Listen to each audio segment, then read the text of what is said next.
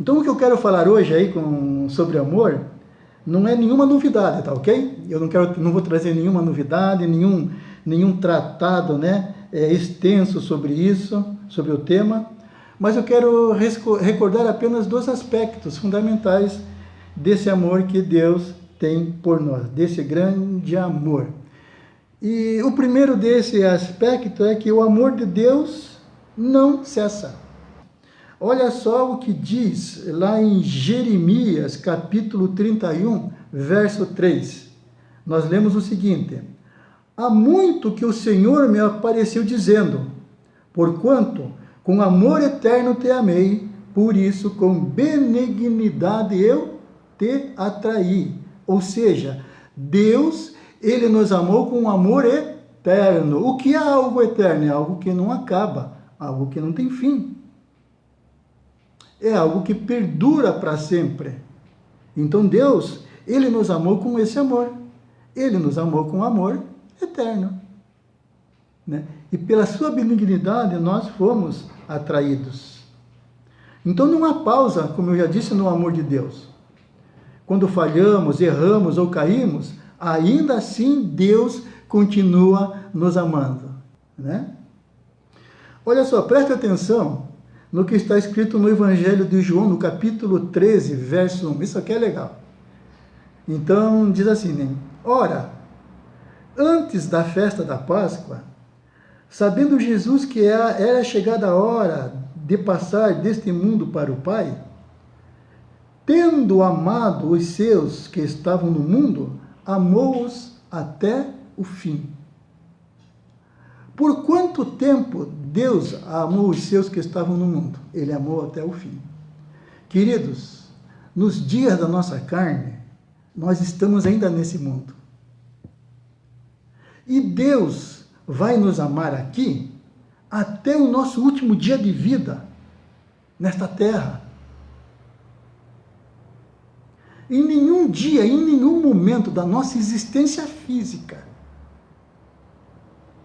Deus vai deixar ou deixou de nos amar. Ele nos ama até o fim. Né? E esse amor, ele é tão grande que ele transcende, né, a essa existência terrena. Né? Lá na eternidade nós vamos continuar sendo amados por Deus, porque o amor de Deus não tem fim. Não tem fim. Então, de repente, você pode estar nesse momento com a tua fé aí meio abalada, com a tua esperança um pouco quanto, né, enfraquecida, até por causa de tantas notícias ruins que têm sido dadas, né? Tantas palavras falsas que têm sido ruins e liberadas, que não provêm certamente de Deus em tempo nenhum, Mas saiba de uma coisa, o amor cuidadoso de Deus ainda assim continua te envolvendo. Pois esse amor excede a tua fé e a tua esperança.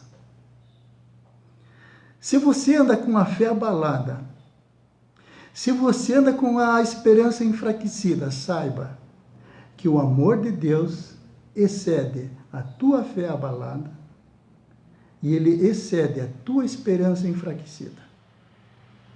E mesmo que você esteja aí bombando na fé e na esperança, assim mesmo, o amor de Deus excede a tua fé e a tua esperança. Mas onde está isso na Bíblia?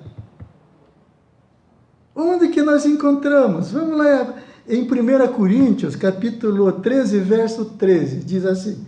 1 Coríntios, capítulo 13, verso 13, diz o seguinte: agora, pois, permanecem a fé, a esperança e o amor. Esses três, mas o maior destes é o amor. Mas o maior do que estes é o amor. O amor é maior que a fé, o amor é maior que a esperança. Você consegue entender isso e o poder disso nas nossas vidas? Amado, eu tenho repetido e vou repetir tantas vezes quanto foram necessárias. Essas verdades, quando entram no nosso coração, elas são libertadoras, porque de repente você está com a tua fé enfraquecida, você está com a tua esperança abalada. e fica se condenando e se achando indigno do amor de Deus por causa que está com uma fé abalada. O amor de Deus excede a essa situação momentânea da tua vida. Ele cobre esse déficit de fé e de esperança com o amor dele e te fortalece com o seu amor. Isso é a graça, queridos.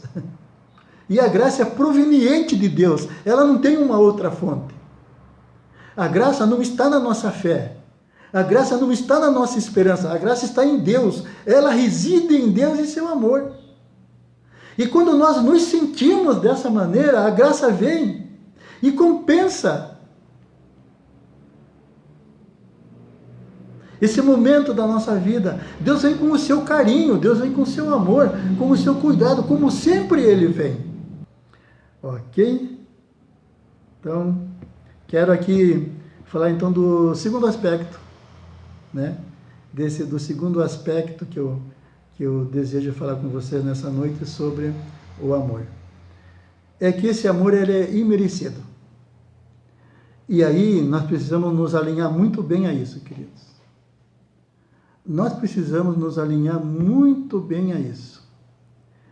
E esse amor, ele é imerecido. Nós não merecíamos desfrutar deste amor. Em Romanos, capítulo 5, verso 8, vemos que Deus prova o seu amor para conosco pelo fato de ter Cristo morrido por nós, sendo nós ainda pecadores. Quando que Deus manifestou o amor dele através de Jesus Cristo, a ponto de Jesus ir e morrer numa cruz? Quando nós ainda éramos pecadores. Quando nós ainda não queríamos saber de Deus. Quando nós ainda éramos estranhos à aliança de Deus. E andávamos neste mundo pela nossa própria vontade, pelo nosso próprio pensamento, né? Como diz o ditado, né? fazendo tudo que desce na telha, né? Se bem que eu já estou quase que sem telha na cabeça, mas na minha mocidade tinha muita telha, e olha, e fazia muita coisa que dava na telha. Mas mesmo assim Deus me chamou. Mesmo assim Deus me chamou. E mesmo naquela época, que eu não queria saber de Deus, por 3 vezes Deus mandou pessoas falar comigo que Ele tinha me chamado para pastor, e eu chamei as pessoas de doidas.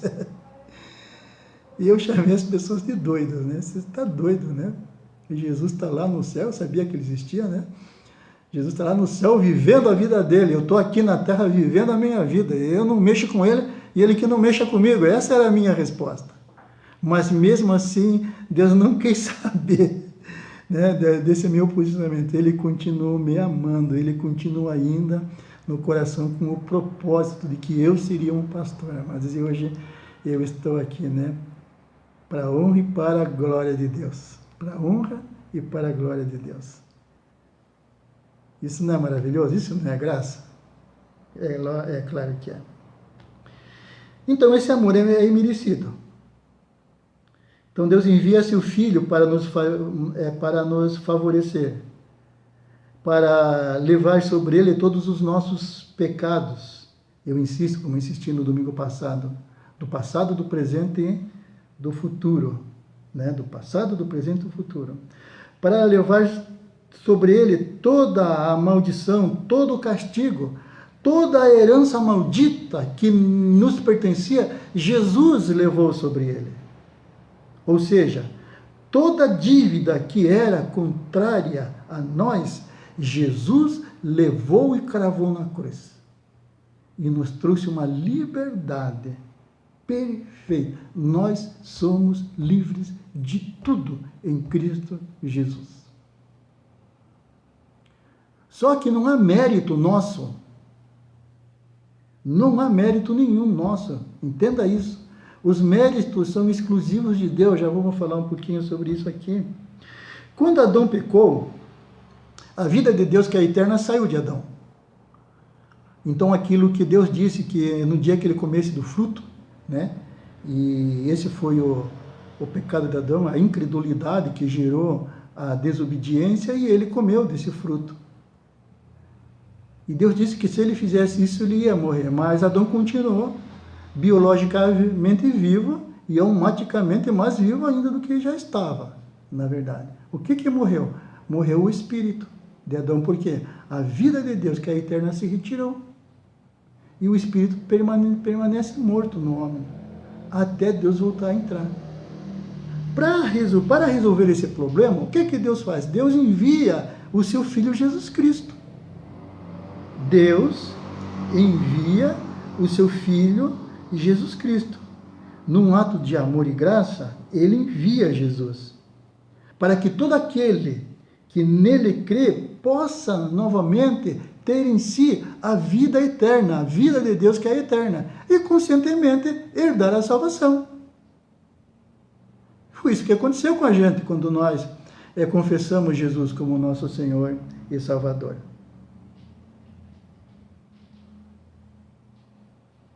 Só que o resultado dessa salvação, dessa nova vida, ela é uma ação unilateral, ela é exclusiva de Deus.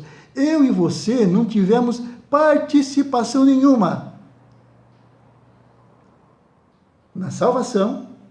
O ser humano não tem participação alguma, ou seja, não temos qualquer mérito na salvação. Se assim fosse, de modo algum a salvação seria pela graça. Se houvesse qualquer mérito humano, a salvação não seria pela graça. Vamos pensar um pouquinho mais nisso no que diz lá em Efésios, né?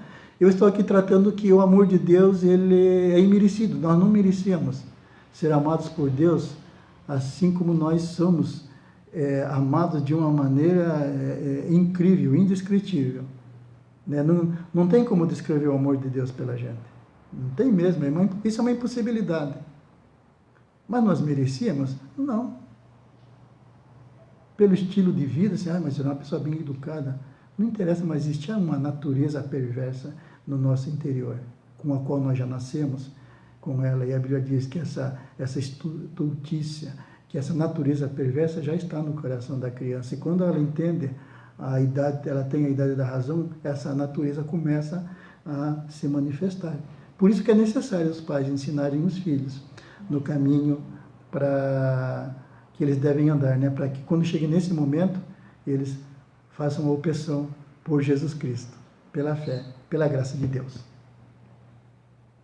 Então, em Efésios, capítulo 12, verso 8 e 9, nós lemos o seguinte: porque pela graça sois salvos. Olha, presta atenção. Pela graça sois salvos. Nós somos salvos pelo quê? Pela graça. Jesus é a graça de Deus. Nós já falamos, né, que a graça é uma pessoa. A graça não é um conceito. A graça não é um tema bíblico. A graça é uma pessoa. Jesus é a manifestação da graça de Deus. É a manifestação visível, é a manifestação pessoal da graça de Deus. Então, porque pela graça sois salvos, por meio da fé. Não pela fé. Nós não somos salvos pela nossa fé. A nossa fé não nos salva. Por meio da fé, ou seja, o veículo que Deus providenciou para nós sermos salvos pela graça foi a fé. Então, tudo foi providenciado por Deus. O homem não providenciou nada. Então, a fé foi o meio. E diz muito bem, isso não vem de vós. A fé não vem da gente, amados. A fé não vem de nós. Vamos já falar bem sobre isso. O que vemos aqui é que a fé é o meio pelo qual nós acessamos, né? O meio pelo qual nós acessamos a essa graça salvadora, essa graça que nos salva.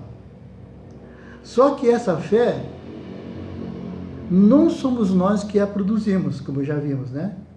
Ela é colocada em nós por Deus para que possamos crer.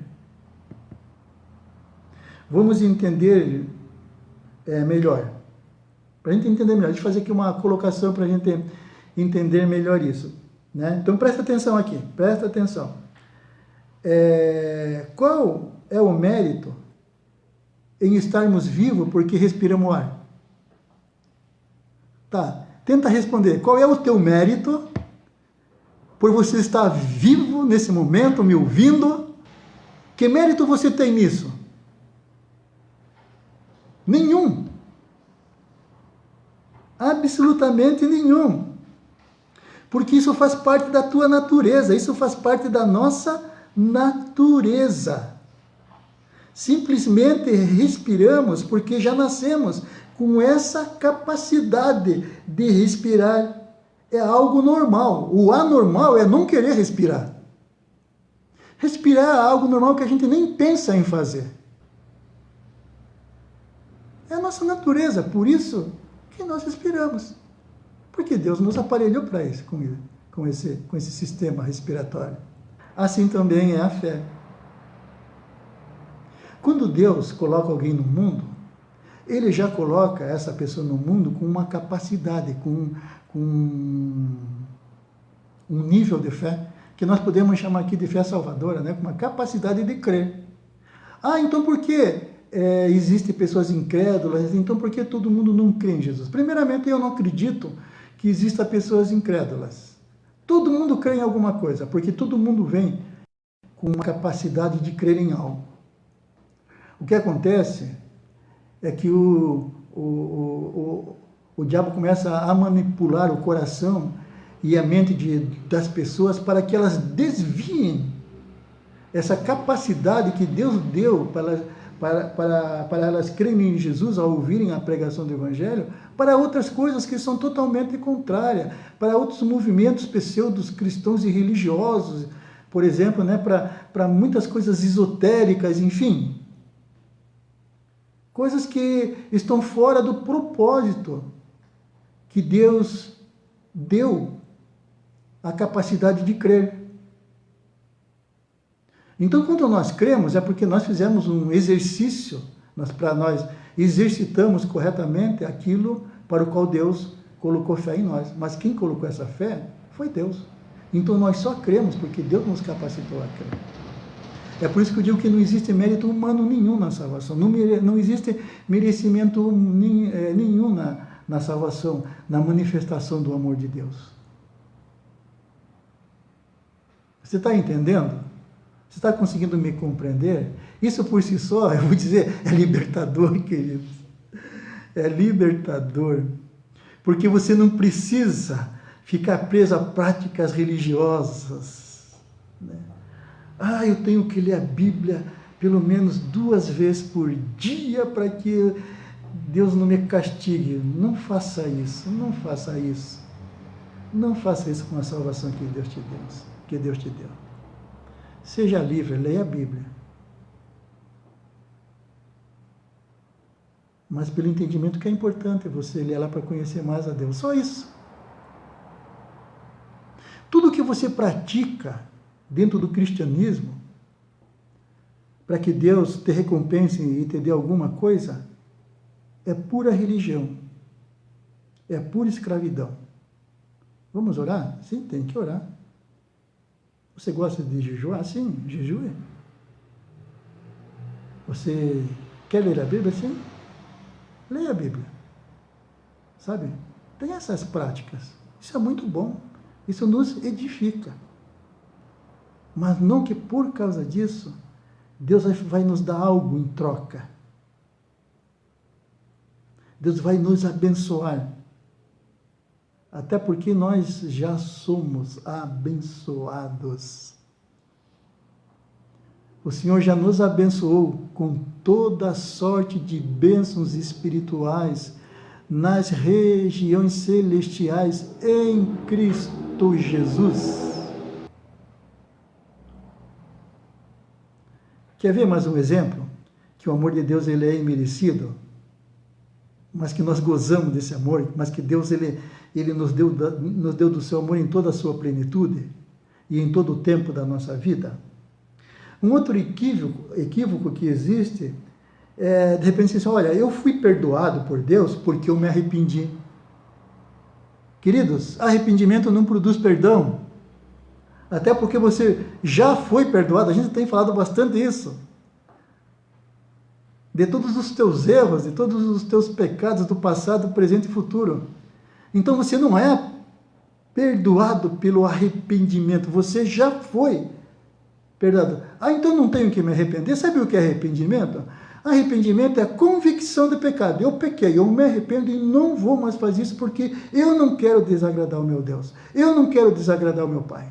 Eu quero viver uma vida santa. Eu quero ser um cristão genuíno. Eu quero ser um cristão de testemunho. Porque perdoado você já está, querido. E você só se arrependeu porque Deus manifestou arrependimento no teu coração. Quer ver? Olha só o que diz lá em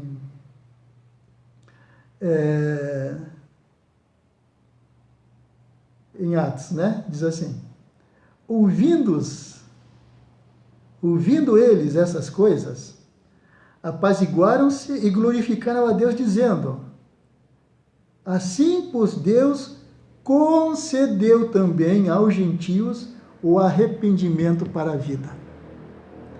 Deus concedeu aos gentios arrependimento para a vida. Então quem que concede o arrependimento? É Deus. A gente acha que a gente se arrependeu porque a gente virou bonzinho. E porque eu me arrependi, Deus agora tem que me perdoar. Não, Deus já perdoou. Mas o arrependimento é algo didático de Deus para nossas vidas, entende? E Ele que manifesta no nosso coração. Através do seu Espírito Santo. Para crescimento, para maturidade. Tá ok? Entenda isso. Então não existe nada que eu e você possamos fazer para desfrutar do favor de Deus.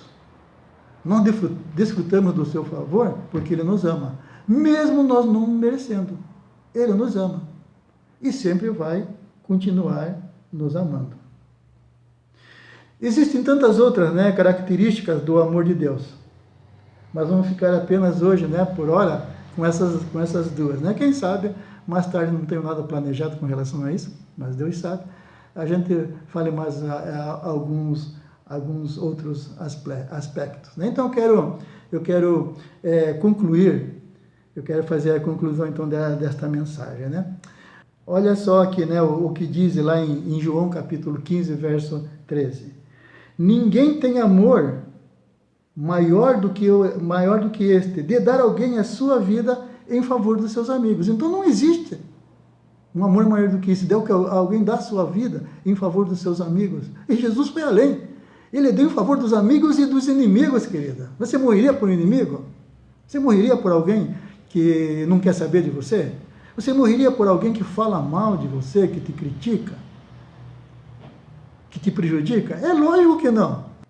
Ninguém tem um amor igual esse. Esse amor é incomparável. Olha o que diz lá em Efésios, capítulo 3, do verso 17 ao verso 19. E assim habite Cristo em vossos corações, pela fé, estando vós arraigados e alicerçados em amor. Arraigados, né? Enraizado, alicerçado, fortalecido. Então o amor cria raízes perfeitas. O amor nos alicerça, nos fortalece. A fim de poderdes compreender com todos os santos qual a largura e o comprimento e a altura e a profundidade, e conhecer o amor de Cristo, que excede todo entendimento, para que sejais tomados de toda a plenitude de Deus. Meu Deus do céu! O que é isso? Esse Paulo dá uns nó na nossa cabeça, né? Ele, no único versículo, ele parece antagônico, né? Ele fala para a gente fazer uma coisa que não se pode fazer, né? Como é que eu posso entender algo que excede a todo entendimento? Não tem como. Não tem como, né? Mas, na verdade, o que o apóstolo Paulo está dizendo é que esse deve ser o nosso desejo, né? De estar compreendendo dia a dia, cada dia mais um pouco do amor de Deus. Mas nós nunca vamos chegar a entendê-lo, compreendê-lo em toda a sua intensidade, em toda a sua extensão. Nós não precisamos entender esse amor. O que nós precisamos é aprender a desfrutar deste amor.